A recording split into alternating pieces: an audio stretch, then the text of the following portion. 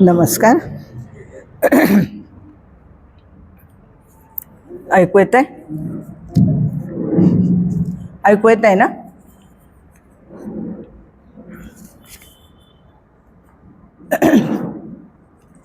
दोन दिवस आपल्या सगळ्यांच्या सहवासात आणि मुख्य म्हणजे आपल्या सगळ्यांच्या रामकथा ऐकण्याच्या उत्साहात खूप छान पार पडले. आनंद वाटला. पुन्हा पुन्हा हेच आपण म्हणतो आहोत की राम मनामध्ये आहेच, तो झिरपण्याची गरज आहे.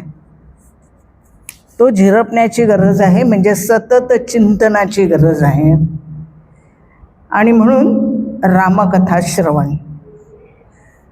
कालपर्यंत आपण पाहत होतो की रामाचे वेगळे वेगळे गुण. आज त्याच्याच पुढच्या भागाकडे आपण वळणार आहोत. रामराज्य तत्व विचार.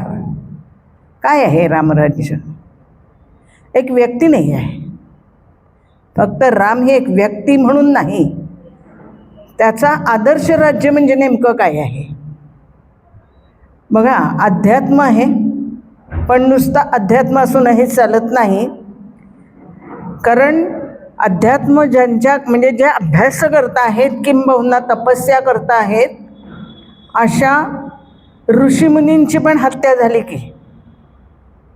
म्हणजे फक्त अध्यात्म असून चालत नाही. दुसऱ्याचा नुसता विचार, चित्शक्तीचा विचार, मनशुद्धीकरण अशा वेगवेगळ्या प्रकारच्या नुसत्या तपश्चर्या किंवा तपस्येमुळे साधत नाही. त्याच्याबरोबर शक्तीची जोड असावी लागते. त्याबरोबर शक्तीची जोड असावी लागते.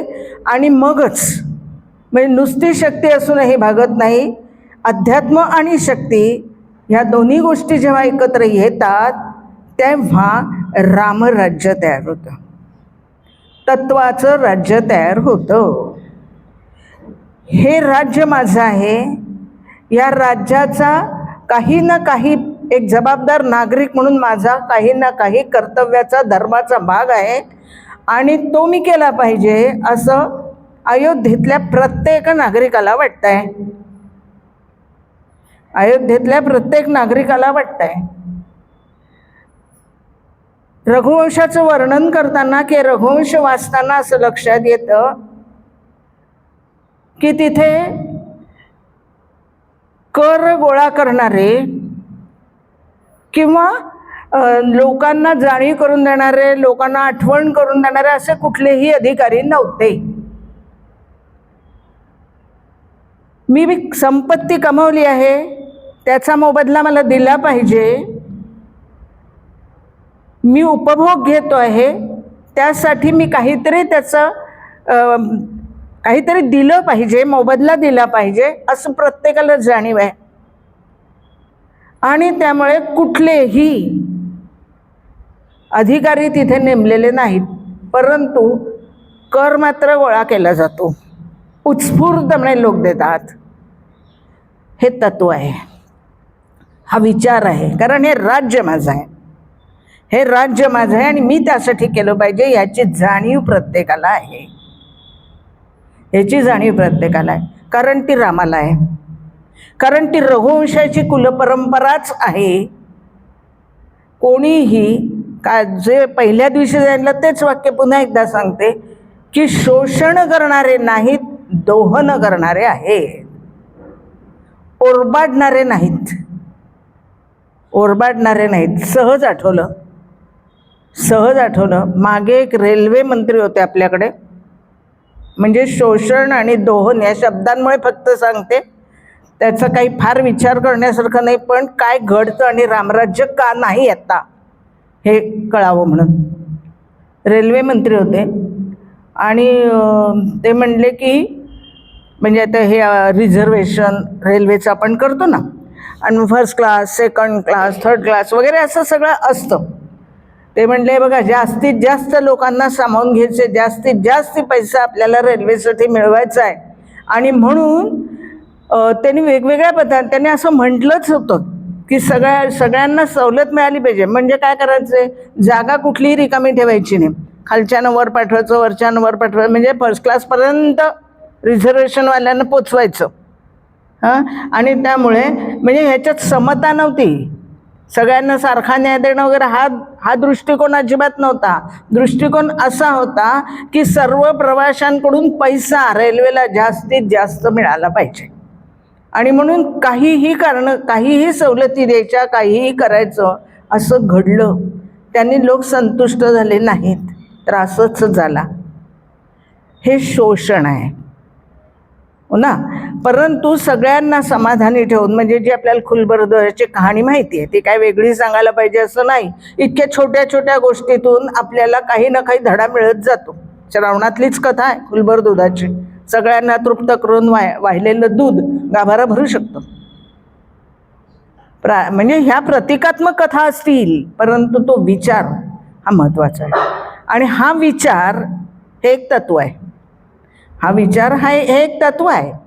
आणि रामापासून सगळ्यांनी, म्हणजे राम वनवासात गेल्यानंतर सगळे म्हणाले की ज्या राज्यात राम नाही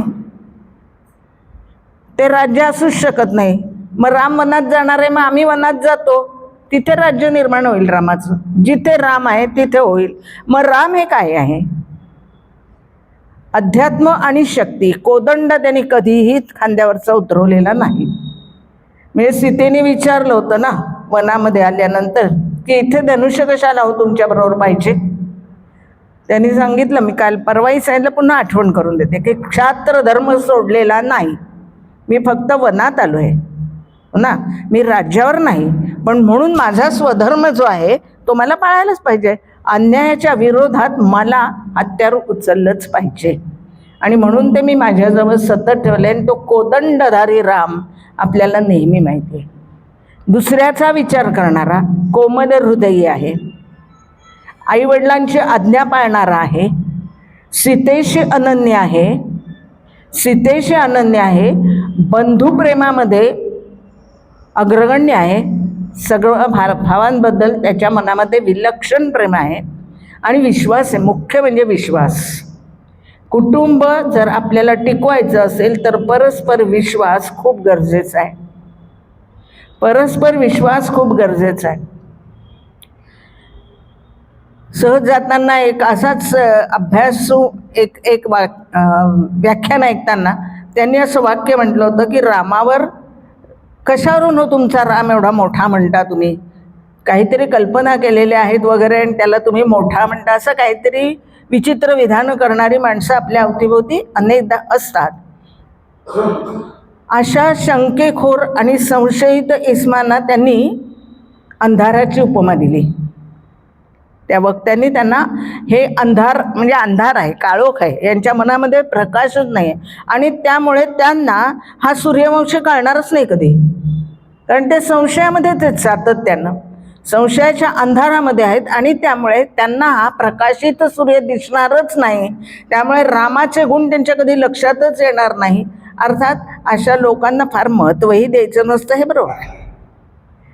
अशा लोकांना फार महत्त्व द्यायचं नाही आणि त्यांच्यासाठी आपली शक्ती खर्च करायची नाही, हे बरोबर आहे. हे पण वाक्य त्या वक्त्यांनी पुढे म्हणून टाकलं. पण छान आहे वाक्य. आपल्या मनामध्ये संशय नसेल, आपल्या मनामध्ये रामाबद्दल प्रेम आणि आदरच असेल, तर रामाची प्रत्येक कृती ही कशी प्रजेसाठी, प्रजाहितासाठी होती हे आपल्याला जाणवतं. आणि म्हणून रामराज्य तत्वाचं राज्य म्हटले, त्यागाचं राज्य म्हटले. मीच कशाला केलं पाहिजे. लालबहादूर शास्त्रींनी एक आपल्याला म्हटलं होतं बघा की सोमवारचं रात्रीचं जेवण म्हणजे उपवास करा, हो ना. हा एक वेळ न जेवून काय होणार आहे, पुष्कळ काय होणार होतं. त्यांनी खूप विचार करून ते ठरवलं होतं. सगळ्यांनी नाही ते केलं, परंतु जास्तीत जास्त लोकांनी तेव्हा सोमवार संध्याकाळचं जेवण बंद केलं होतं. आपल्यापैकी पण काही जणी त्याच्यातल्या असणार. त्या बघा हातवर केला त्यांनी. हे म्हणजे आपण काही फार मोठं करत नाही आहे, पण ही जर आमच्या देशाची आत्ता अन्न वाचवण्यासाठीची गरज असेल तर हे मी केलं पाहिजे, हे प्रत्येकाला वाटलं पाहिजे. आणि प्रत्येकाला तेव्हाच वाटतं ज्या वेळेला आपल्या मनावरती देशभक्तीचा संस्कार दृढ होतो, परहिताचा विचार करण्याचा संस्कार आपल्यावरती जेव्हा होतो त्याच वेळेला ह्या गोष्टी घडतात. म्हणजे आपल्याकडे अलीकडेच घडलेलं आहे हे, आपल्याला माहिती आहे, आपण त्याच्या साक्षीदार आहोत काही जणी, की त्या उपासाला आपण साथ दिलेली आहे. अशा अनेक गोष्टी. परंतु हे केव्हा घडतं? मनामध्ये ज्या वेळेला माझ्या म्हणजे प्रत्येक मनामध्ये राम असतो तेव्हा. अग्निबीज चंद्रबीज असं ज्या वेळेला मनामध्ये असतं, म्हणजे तेज असतं, शीतलता असते, कोमलता असते, हे सगळे भाव असतात, त्यावेळेला आपल्याला इतरांचा विचार करण्याची शक्ती निर्माण होते, प्राप्त होते. असा हा राम आहे.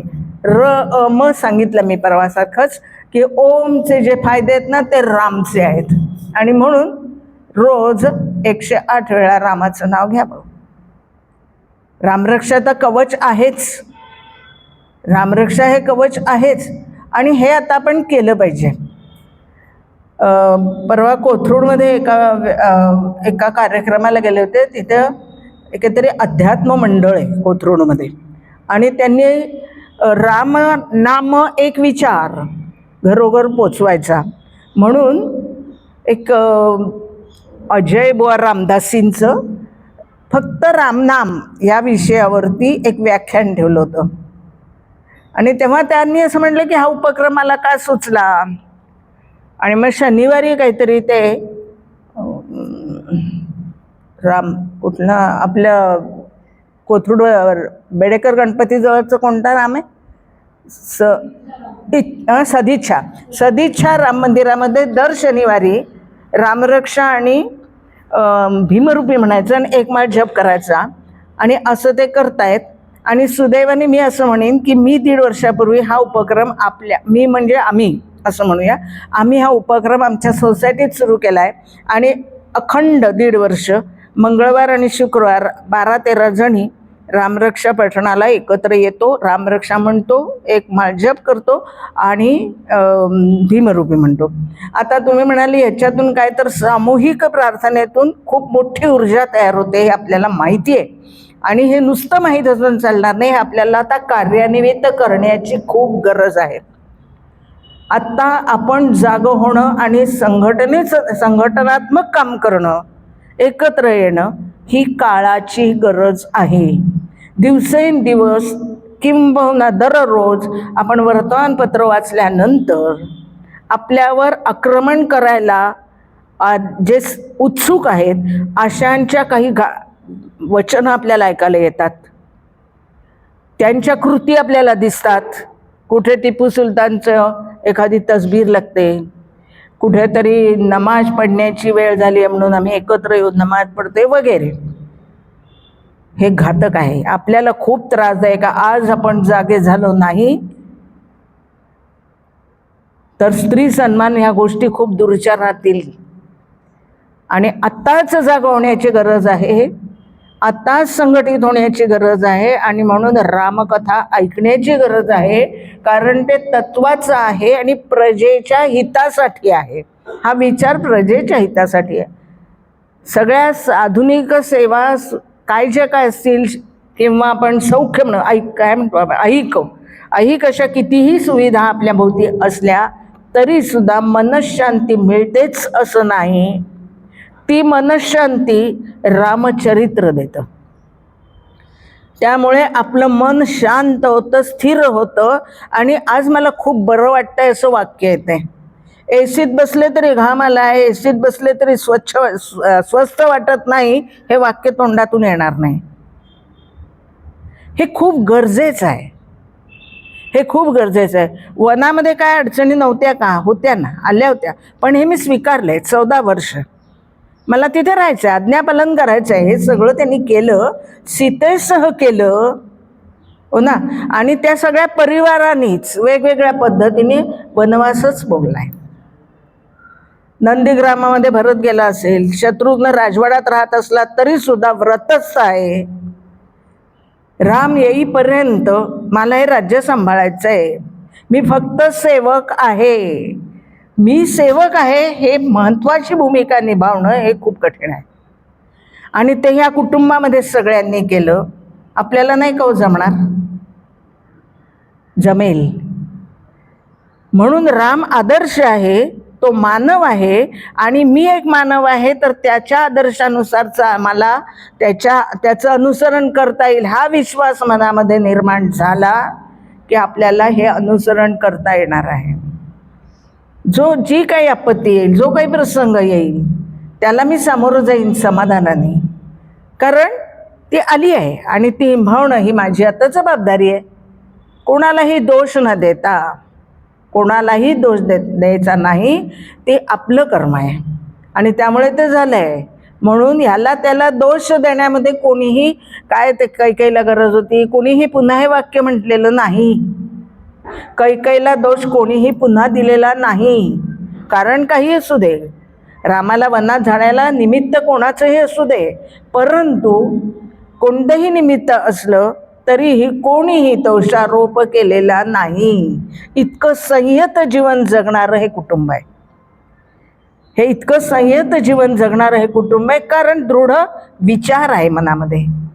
दृढ विचार आहे की मी जे करतो आहे तो संस्कार आहे आणि त्याप्रमाणे मला करायचं आहे आणि त्यामुळे माझ्या प्रजेचं हित होणार आहे आणि प्रजा हितैषी मी आहे आणि म्हणून मला हे करायचं आहे. प्रत्येकाला जाणीव आहे आपल्या कुटुंबामध्ये हे असलं पाहिजे. प्रत्येकाचा विश्वास हे परस्परांवरती, कुटुंब, समाज आणि राष्ट्र. कुटुंब म्हणजे व्यक्ती, कुटुंब, समाज आणि राष्ट्र अशा पद्धतीने आपलं मार्गक्रमण आहे. जे रामाचं होतं तेच आपलं पण आहे. प्रत्येक व्यक्ती, चार भाऊ एकत्र आले, ह्या भावांना कोणीही दूर करू शकलं नाही. मंथरेने प्रयत्न केले होते, ह्या बहिणींना सुद्धा दूर करण्याचे प्रयत्न तिने केले होते. उर्मिलेला ते लक्षात आलं होतं. उर्मिलेने मंथरेला कानउघडणी केली होती की तुझ्या ह्या सगळ्या ज्या हेर पेरल्यास ना सगळीकडे, त्या सगळ्यांना नीट सूचना दे, त्यांना सगळ्यांना परत बोलावून घे. उर्मिला इतकी जागरूक आहे, मलाही तसं जागरूक राहिलं पाहिजे. काय घडतंय माझ्या अवतीभोवती, ते शेजारणीकडे घडलंय ना, ती बघून घेईल नाही ना. त्या शेजारणीकडे म्हणजे उद्या माझ्याकडेही घडू शकतं ना, उद्या माझ्याहीकडे घडू शकतं. ज्यावेळेला जम्मू काश्मीरमध्ये श्रीनगर वगैरे हे जे आंदोलन झालं होतं ना, दोन्ही नाही राजधानी हवी वगैरे, त्यावेळेला आपण ठिकठिकाणाहून काही कपडे गोळा केले होते, काही निधी गोळा केला होता. गावोगाव हे गोष्टी झाल्या होत्या. त्यानिमित्तानं आपण गावोगाव घरोघरी गेलो आणि साड्या वगैरे घेतल्या, कपडे घेतले आणि ते त्यांना पाठवले. बरोबर आहे. आता हे करताना सुद्धा अनुभव सगळेच आपल्या बाजूने बोलणारे असतात असं नाही. आपल्याला विरोध होणारे आपल्याला माहितीच असतो ना. आता आपण जे मीटिंग घेतल्या, गृहभेटी घेतल्या, याच्यामध्ये काहींनी म्हटलं आमच्या घरी नका येऊ म्हणून. असे अनुभव येणारच आहेत. अक्षदा द्यायला गेलो आपण, त्यावेळेला म्हटलेलं आहे की आम्हाला नको आहे त्या अक्षदा, हो ना. पण अशी माणसं कमी आहेत आणि ती दुर्लक्षित आहेत. अशी माणसं कमी आहेत आणि ती दुर्लक्षित आहेत. म्हणजे त्यांच्याकडे आपण दुर्लक्षच करायचं आहे, ते लक्षात नाही ठेवायचं. मला 4 लोकांनी म्हटलं या हो, बरं झालं तुम्ही आलात आणि आम्हाला घरपोच अक्षदा मिळाल्या, असं म्हणणारे खूप होते की नाही. आणि असे खूप आपण लक्षात ठेवूया, असे म्हणणारे आपण लक्षात ठेवूया. तर तिने मंथरेला सांगितलं होतं की उर्मिलेनं की तुला म्हणजे हिला त्या सगळ्यांना काढून घे. तेव्हा मंथरेला लक्षात आलं की ही किती डोळसपणे राजवाड्यात वावरती आहे. आपल्या या सगळ्या दासी म्हणजे तिन्ही बाजूला हेर जे तिचे पेरले होते, तिचा हेतू एकच होता, यांच्यात फूट पडायची, चांगलं बघवतच नाही लोकांना. तर ते मंथरा सगळ्या वेळात आणि सगळ्या काळामध्ये आणि असणारच आहे. ती नष्ट होऊच शकत नाही, हो ना, ती नाहीशी होऊच शकत नाही. पण तिला दुर्लक्षित करून आपण आपलं करायचं आहे. हे उर्मिलेसारख्या श्रुतकीर्तीसारख्या आणि मग मांडवीसारख्या सुद्धा. मांडवी जरा काही काळ जरा झाली होती, थोडीशी स्वभाव दोष असतो काही काही, परंतु मग तिच्याही हे लक्षात आलेलं आहे वगैरे. तर असो, हे कुटुंब सगळं असं बांधीव आहे. आणि त्यावेळेला उर्मिलेने म्हटलंय, तू भावांमध्ये फूट पाडण्याचा प्रयत्न केलास पण अयशस्वी झालीस, असा प्रयत्न पुन्हा करू नको. इतकी जागरूकता, इतकी सावधता आपल्याला आपल्या कुटुंबात किंवा आपल्या राष्ट्रात ठेवली पाहिजे. शेजारच्या घरी काहीतरी चाललंय, तिची मुलगी बाई नाही, ती तुझी कोणीतरी आहे, त्यामुळे त्या मुलीला समज देणं की तू करतेस ते चुकीचं आहे, आणि त्याच्याही पुढचं पाऊल उचलावं लागलं तर तेही करता आलं पाहिजे की त्या मुलीला त्या वाम मार्गापासून आपल्याला अडवलं पाहिजे. म्हणजे मी जागा राहिलं पाहिजे, मी सावध असलं पाहिजे, आणि मुख्य म्हणजे माझी ती कोणीतरी आहे असं मला वाटलं पाहिजे. शेजारची नाही आहे ती, माझी कोणीतरी आहे. जसं आपण म्हणजे आपणही करतोय, रस्त्याने जातात, ए तू काय करतोयस रे, तो मुलगा मला म्हणाला तुमची कोणी, म्हटलं माझे नात आहे. तुझे आता केलंस ना, ती जिच्या बाबतीत तू केलंस ती माझी नात आहे, आधी तिची माफी माग, माझी माफी माग, आणि मग पुढे जा. आता हे करताना आपण घाबरून नाही चालत, तो मला काही करेल का, काय करणार आहे, नाही करणार, म्हणजे भीती असावी बरोबर आहे, पण आपण सावध आहोत ना, आपण सावध आहोत. आपल्या मनगटात काहीतरी जोर आहे, जरी वय झालं असलं तरी काय झालं आहे ना, मी त्याला विरोध करू शकते, प्रतिकार करू शकते, असं मला वाटलं पाहिजे. मी आता काय करणार असं म्हणून किती लोक, आपण आता वार्धक्य म्हणजे ज्यांचे 80 70च्या पुढचेच लोक जास्ती आहेत, मग हे सगळेजण आता असं जर म्हणायला लागले की आता आम्ही काय करणार, मग कोण करणार. माझ्या मुलांना, माझ्या नातवांना, माझ्या सुनांना मला सांगायला पाहिजे ना, तो संस्कार मी करू शकते. त्यामुळे आपण असं म्हणायचं नाही आता आमचं काय, आता आमचं आहे, आम्ही जिवंत आहोत तोपर्यंत आमचं सगळं आहेच ना, हे सगळे आमचेच आहेत. तर हे जे शुद्ध आचरण आहे किंवा मन आपलं जागरूक ठेवणं आहे, हे प्रत्येकाला गरजेचं आहे. कारण रामाने ते केलं, मनी संयमन शुद्ध आचरण, कृती कृतीतून ईश्वर दर्शन. प्रत्येक कृतीतून रामाच्या हे दिसलेलं आहे. हे आचरण शुद्ध आहे आणि मनावरती संयम आहे, हे प्रत्येक वेळेला रामाचं दिसलेलं आहे. अनेक गोष्टी आपण पाहिलेल्या 2 दिवसामध्ये. आणि ह्या सगळ्याचा परिणाम असा झाला, राम नाम हे मंत्रच झाले. मंत्र म्हणजे काय, मंत्र म्हणजे काय, ते त्या शब्दाची ताकद वाढणं, त्याच्या मागच्या शक्तीमुळे, त्याच्या मागच्या आचरणामुळे, त्याच्या शुद्ध चारित्र्यामुळे. म्हणजे मी एखादं वाक्य म्हणणं आणि वंदनीय शांताक्कांनी वाक्य म्हणणं याच्यात फरक आहे. आपल्या अधिकाऱ्यांनी म्हणणं आणि मी म्हणणं याच्यात फरक आहे. पंतप्रधानांनी म्हणणं आणि मी म्हणणं याच्यात फरक आहे ना. तुझं इथे काय चालणार नाही, तो म्हणेल काय तू करून घेणारच करून घे. पण पंतप्रधानांनी जर म्हटलं की तुझं इथे चालणार नाही, त्याला गाशा गुंडाळावा लागेल. कारण त्याच्यामध्ये फक्त पदाची शक्ती नाही आहे, त्यांच्या कृतीची शक्ती आहे. फक्त पदाची शक्ती नाही, त्यांच्या कृतीची शक्ती आहे. आणि हे आपलं आत्ताचं अनुकूल वातावरण आहे, हे आत्ता आपल्याला अनुकूल आहे. आणि त्यामुळे रामनाम अधिकाधिक लोकांपर्यंत पोचवणं, जागरूकपणे पोचवणं आणि संघटितपणे पोचवणं हेच आता व्हायला पाहिजे. स्वातंत्र्यपूर्व काळामध्ये वंदे मातरम हा मंत्र झाला होता की नाही. आता आपण वंदे मातरम, त्यात काय एवढं म्हटलं वंदे मातरम, पण त्या 2 शब्दांमध्ये इतकी शक्ती निर्माण झाली होती, ते 2 शब्द इतके तेजस्वी झाले होते की इंग्रज घाबरले होते. आणि वंदे मातरम म्हणणाऱ्यांना शिक्षा होत होत्या. छोट्या छोट्या मुलांना 10-10, 12-12 फटके मारलेले आहेत वंदे मातरम म्हटलं म्हणून. पण ती मुलं सुद्धा तिथून हललेली नाही. आता ही उदाहरणं ज्यावेळेला आपण वाचतो त्यावेळेला मंत्र म्हणजे काय कळतं, त्यावेळेला वंदे मातरममध्ये काय शक्ती आहे हे कळतं. आता धाडस आम्ही वंदे मातरम म्हणणार नाही असं म्हणण्याचं,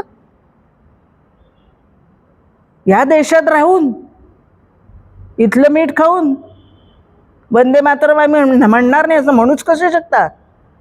कारण आम्ही झोपलोय, कारण आपण झोपलोय. आपली संघटित शक्ती ज्या क्षणी जाणवेल की नाही हे वाक्य आपण उच्चारताना 10 वेळा विचार केला पाहिजे, एवढे लोक आपल्या भोवती आहेत, पण आम्ही संघटित नाही. म्हणजे विचार काय करायला पाहिजे? रामाने काय केलं? एवढ्या वानरांना आणि या सगळ्यांच्या मनामध्ये किती गोष्टी रुजवल्या, स्त्री सन्मान रुजवला. संघटित येणं म्हणजे काय रुजवलं? तुम्ही पराक्रमी आहेत हे पुन्हा पुन्हा आठवण करून दिली आणि ह्या सगळ्यांना एकत्र केलं. म्हणून राम मोठा आहे की नाही? म्हणून राम मोठा आहे. हे मला केलं पाहिजे, हे आता मला केलं पाहिजे. म्हणजे प्रत्येक वेळेला काय आपल्याला काय वेगळं रस्त्यावरच यायला पाहिजे असं नाही हो. आपल्या घरातही ही कृती आपल्याला करता येते, कारण त्या मंत्रामध्ये सत्व आहे. निकस खाऊ नये असं म्हणतो की नाही आपण, निसत्व काय खायचं, किती नावं ठेवतो आपण हल्ली हो ना. आणि आता फक्त खाण्याच्या बाबतीत, फक्त खाण्याच्या बाबतीत की हे पोषक आहे का, याच्यात प्रोटीन किती आहे, हे कॅल्शियम आहे का, याच्यात ते काय आयर्न आहे का, तेवढ्याच पुरतं आहे. म्हणजे घरी पदार्थ केलेले आम्ही सारखं सांगतोय वरण भात भाजी पोळी इतकं सात्विक काही नाही, पण ते सांगायला आम्ही थोडं कमी पडतोय, ते सांगायला आम्ही कमी पडतोय असं वाटायला लागले हो ना. आणि मग गडबड होते. त्यामुळे आम्ही ठाम राहिलं पाहिजे. सगळ्यात महत्त्वाचं काय, आम्ही ठाम राहिलं पाहिजे. त्याचं सत्व काय आहे हे आम्हाला कळलं पाहिजे. त्या संघटनेचं सत्व काय आहे, त्या संघटनेमुळे काय काय घडणार आहे याची जाणीव आमच्या मनामध्ये निर्माण झाली पाहिजे, किंवा ती जाज्वल्य झाली पाहिजे. नुसती जाणीव होऊन नाही चालणार, तिला आता तेज असलं पाहिजे. वंदे मातरम असं म्हटलं म्हणून शिक्षा झाल्या ना, मग वंदे मातरमच म्हणणार आता. मग फासावर जाताना पण वंदे मातरम म्हणणारे लोक. हा नुसता वाचून विसरण्याचा विषय नाहीच आहे ना. कुठेतरी आपल्या मनामध्ये ते रुजणं, कुठेतरी आपल्याला ते जाणवणं, तर ते सत्व आम्ही घेतलं असं होईल. नुसती फुलपटे घेऊन काय करणार? नुसती फुलपटे घेऊन आम्ही काय करणार आहोत? सत्व आम्हाला पाहिजे आहे ना. आणि ते ह्या रामनामाचं सत्व आहे. रामनाम हेच मुळी सत्व आहे.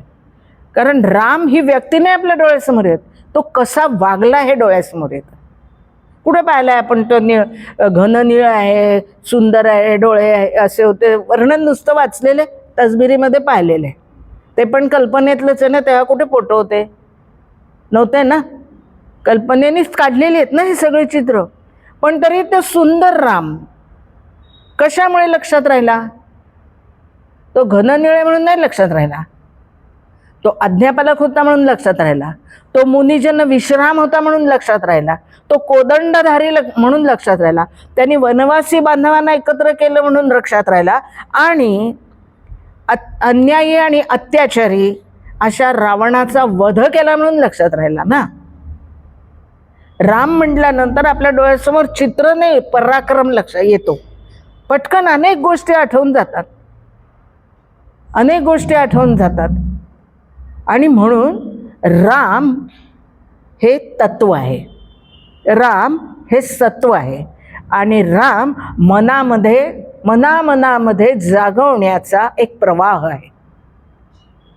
गंगौघ, कसा प्रवाह आहे? गंगौघ आहे, असा हा राम आहे. आणि त्यामुळे राम नाम हे मंत्रच बनले, नामांकित पाषाण ही तरले. पाषाण तुम्ही आम्ही, पाषाण तुम्ही आम्ही.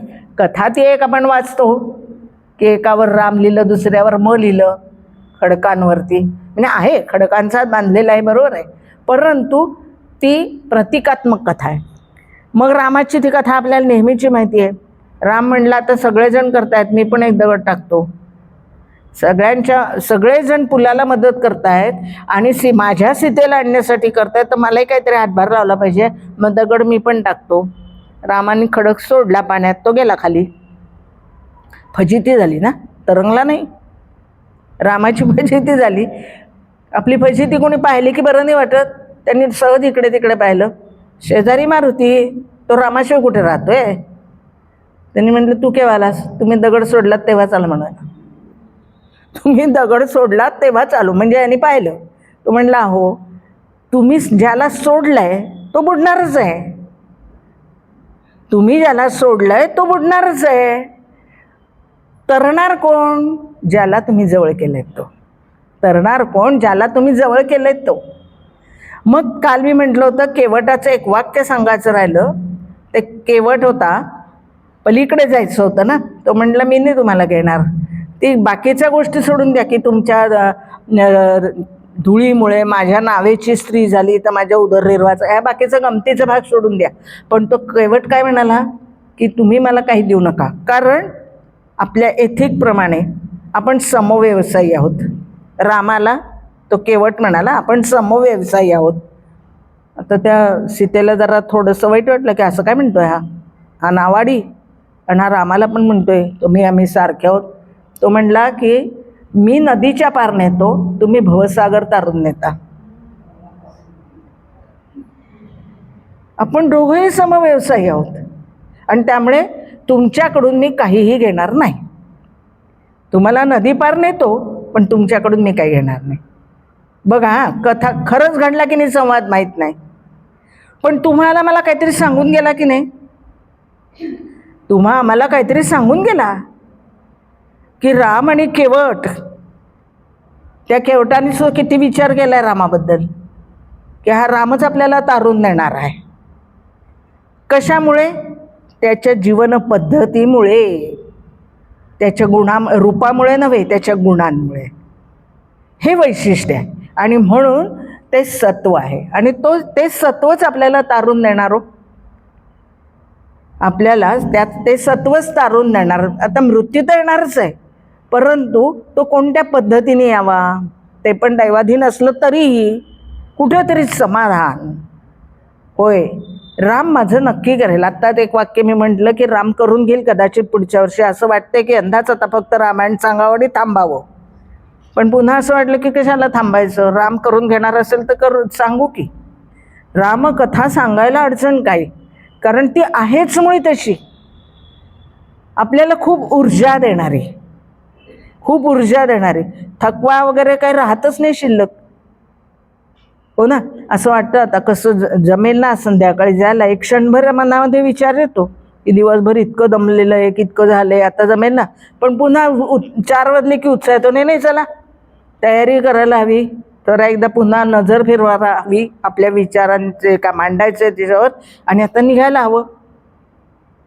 हे राम देतो, ही ऊर्जा राम देतो, त्याच्या आचरणामुळे ती मिळते असं आहे. कारण त्याचं शेवटचं वाक्य खूप महत्त्वाचं आहे की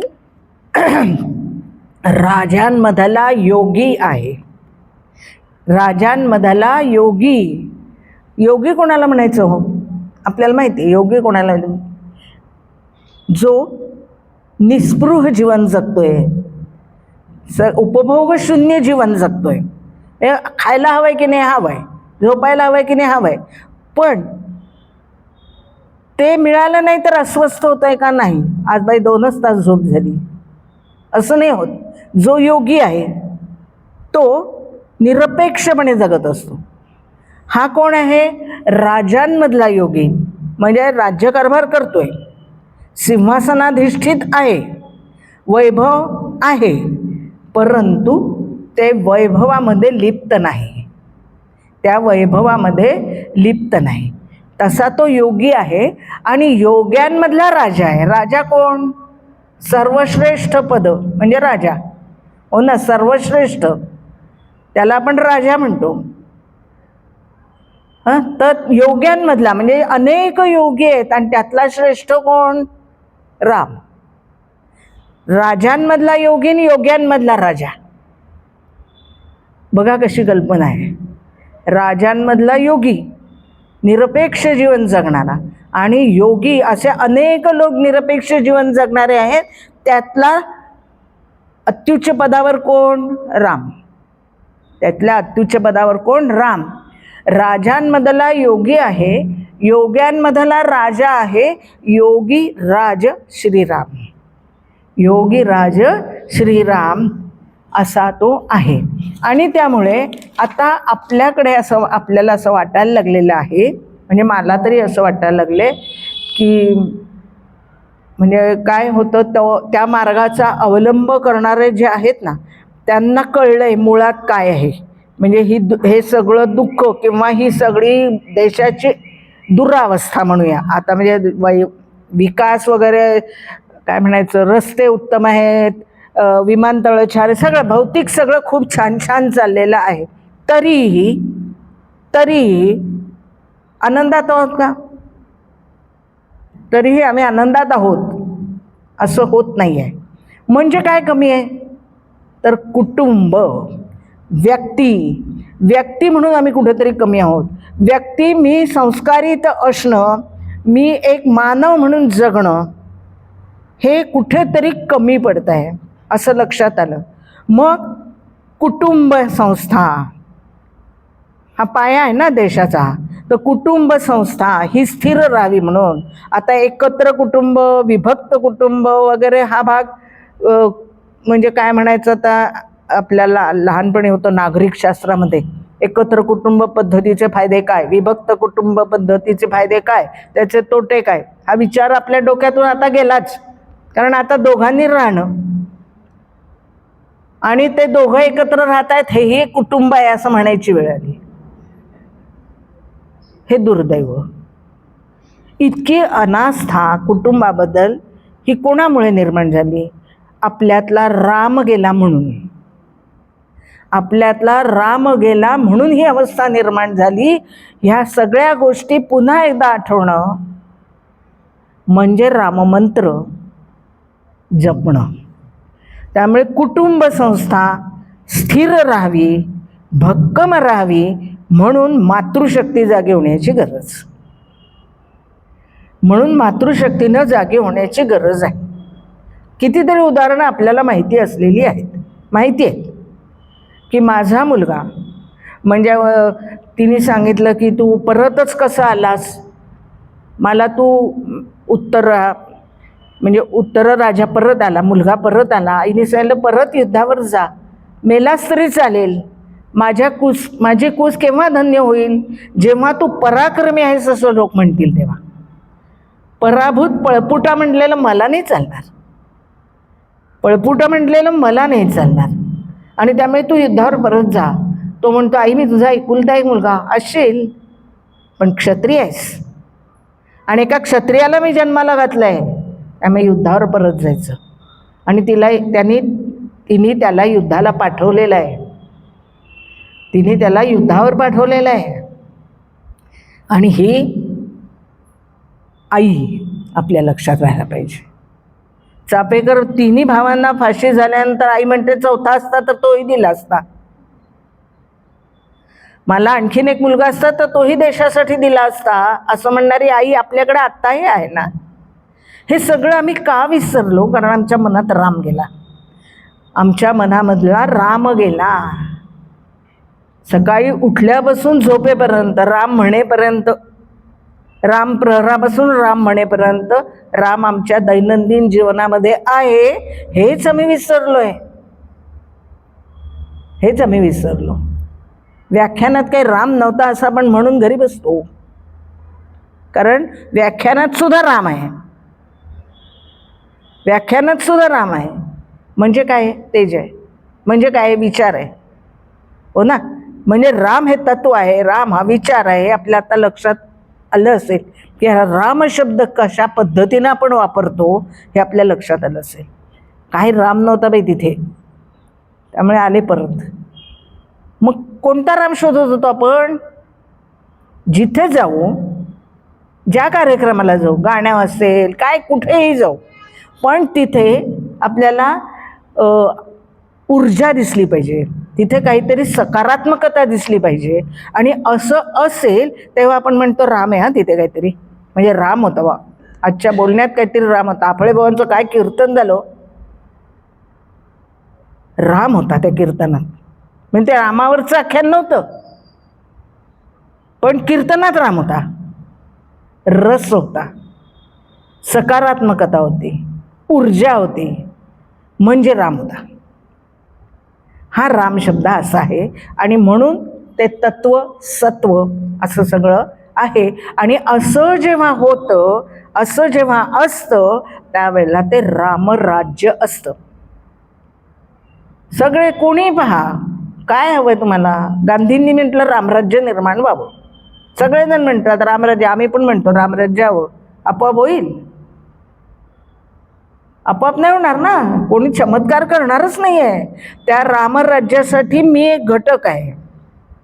त्या रामराज्याचा मी एक घटक आहे. आणि त्यामुळे मला काहीतरी केलं पाहिजे हे वाटणं, आणि मी त्यासाठी धडपडणं. धडपडणं नाही, धडपडणं. ही धडपड करणं गरजेचं आहे. तेव्हा रामकथा ऐकण्याचा काहीतरी लाभ होईल. ही रामकथा पुन्हा पुन्हा ऐकावी, अनेकांची ऐकावी, अनेक पद्धतीने ऐकावी, अनेक पैलूंनी ऐकावी असं वाटेल.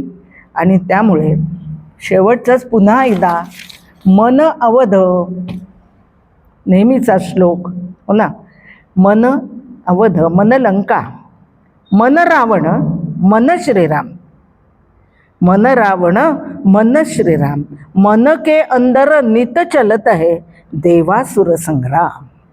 आता रावणाला पराभूत करायचं का काय करायचं, ज्याचे त्यांनी ठरवायचं आहे. प्रत्येकाच्या मनामध्ये हे दोघं आहेतच. उपभोग घ्यावासा वाटतोच, पण तेच फक्त घ्यायचं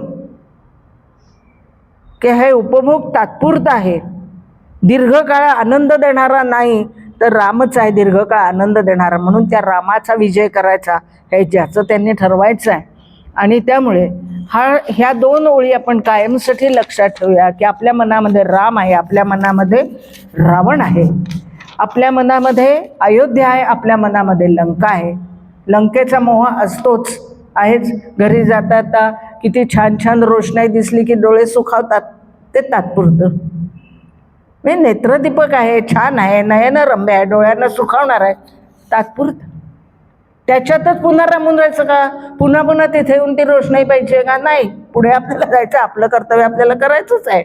त्यामुळे ते लक्षात ठेवूया. म्हणून आता शेवटचा श्लोक एक म्हणते आणि थांबते.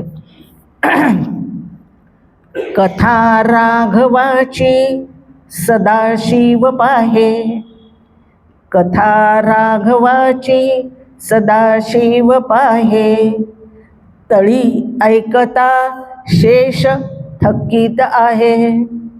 तळी तिथे तो शेष नाग जो आहे तो थकीत झालाय राघवाची कथा ऐकून.